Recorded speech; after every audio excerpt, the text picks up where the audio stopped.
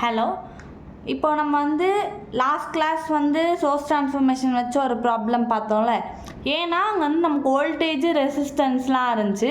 ஆனால் நமக்கு தேவையானதே என்ன தான், V1 V2 வோல்டேஜ் சோர்ஸ் தானே தேவை. ஸோ வந்து வோல்டேஜ் தான் அங்கே வந்து நமக்கு அன்னோனாக இருக்குது. ஆனால் நமக்கு வந்து 2 வோல்டேஜ் சோர்ஸ் கொடுத்துருக்காங்க. அப்படின்றப்போ வோல்டேஜ் வச்சு இன்னொரு வோல்டேஜ் கண்டுபிடிக்கிறது கஷ்டம். ஸோ அந்த வோல்டேஜை வந்து சோர்ஸ் ட்ரான்ஸ்ஃபர்மேஷன் யூஸ் பண்ணி கரண்ட் சோர்ஸாக யூஸ் பண்ணி அதுக்கப்புறம் ஓம்ஸ் லா வச்சு நம்ம வந்து கரண்ட் கண்டுபிடிச்சிட்டோம். இங்கே நமக்கு என்ன கொஸ்டின் கேட்குறாங்கன்னா வோல்டேஜ் மட்டும் கண்டுபிடிக்க சொல்கிறாங்க. ஒரு நோடில் இந்த நோடுக்கும் இந்த நோடுக்கும் என்ன வோல்டேஜ் வருது அப்படின்ட்டு கண்டுபிடிக்க சொல்லியிருக்காங்க. நமக்கு மொத்தமாக இங்கே V1 V2 V3ன்ட்டு 3 வோல்டேஜ் வருது. ஓகேவா? ஸோ ஃபஸ்ட்டு நோட் 1 என்ன, நமக்கு இங்கே டேரெக்ட் கரண்ட் சோர்ஸாக தான் இருக்குது. ஸோ வோல்டேஜ் சோர்ஸாக மாற்ற தேவையில்ல, சோர்ஸ் ட்ரான்ஸ்ஃபர்மேஷன் நீங்கள் எதுவுமே யூஸ் பண்ண தேவையில்ல.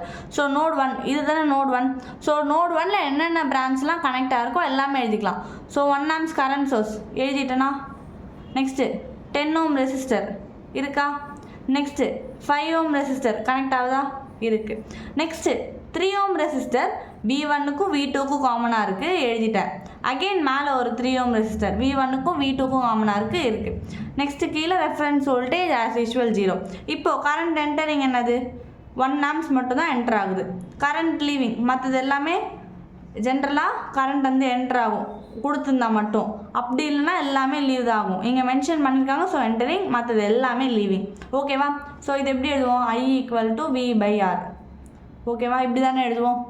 ஸோ நெக்ஸ்ட்டு கரண்ட் லீவிங் என்னென்ன, V1 / 10, நெக்ஸ்ட்டு V1/5. நெக்ஸ்ட் இது வந்து காமன். So V1 - V2 / 3. அதேமாதிரி இங்கே ஒன்று V1 - V2 / 3. ஓகேவா? ஸோ கரண்ட் என்டரிங் = லீவிங் எழுதியாச்சா? எழுதுனதுக்கப்புறம் எல்சிஎம் காமனாக ஆக்கலாமா? ஸோ வந்து எல்சிஎம் எடுத்தால் 30 வருமா? ஸோ இங்கே × 3 × 6 × 10 × 10 அதே மாதிரி நியூமரேட்டரில் பண்ணி சிம்பிளிஃபை பண்ணிங்கன்னா உங்களுக்கு ஈக்குவேஷன் 1 வரும். ஓகேவா? ஸோ இந்த ஈக்குவேஷனை இதுக்கு மேலே நம்மளால் சிம்பிளிஃபை பண்ண முடியாது. இது ஓகேவா? ஸோ இப்போ நோடு 2 பார்த்தீங்கன்னா, நோடு 2ல் என்னென்னலாம் கனெக்ட் ஆகிருக்கோ அது எல்லாமே எழுதிக்கணும். ஓகேவா?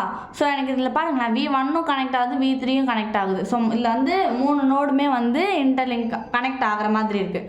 ஸோ கரண்ட் என்டரிங் என்ன, 5 amps கரண்ட் சோர்ஸ், மற்றது எல்லாமே லீவிங் தான். ஓகேவா? எப்பயும் போல் இப்போ வந்து நான் நோட் 2க்கு தானே எடுக்கிறேன். So V2 - V1 / 3. அதேமாதிரி V2 - V3 / 2. நெக்ஸ்ட் இது எப்பயும் போல் V2 - V1 / 3. ஓகேவா? So current entering = current leaving எழுதுவீங்களா? நெக்ஸ்ட்டு எல்சிஎம் எடுப்போமா காமனா, இது இந்த பக்கம் கிராஸ் மல்டிப்ளை பண்ணலாமா, ஈக்குவேஷன் வருமா, இது ஈக்குவேஷன் 2.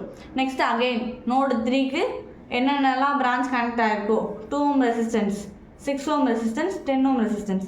ஓகேவா? இங்கே வந்து கரண்ட் சோர்ஸே இல்லை. அப்போ கரண்ட் என்டரிங் என்னவாக இருக்கும், 0வாக தானே இருக்கும். ஸோ அப்போ இங்கே பாருங்கள், கரண்ட் என்டரிங் நோடு என்னென்ன 0, கரண்ட் லீவிங் மட்டும்தான் இருக்குது. V3 - V2 / 2. Next V3/6 V3/10. ஓகேவா?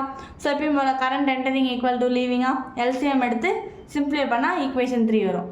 நெக்ஸ்ட் எப்பயும் போல் ஈக்குவேஷன் 1, ஈக்குவேஷன் 2, ஈக்குவேஷன் 3 மூணையுமே கால்குலேட்டரில் சிம்பிளிஃபை பண்ணிங்கன்னா V1 V2 V3 கண்டுபிடிச்சிடலாம். நமக்கு கேட்டிருக்க கொஷின் என்ன, determine the voltage at each நோடுன்னு தானே கேட்டிருக்காங்க.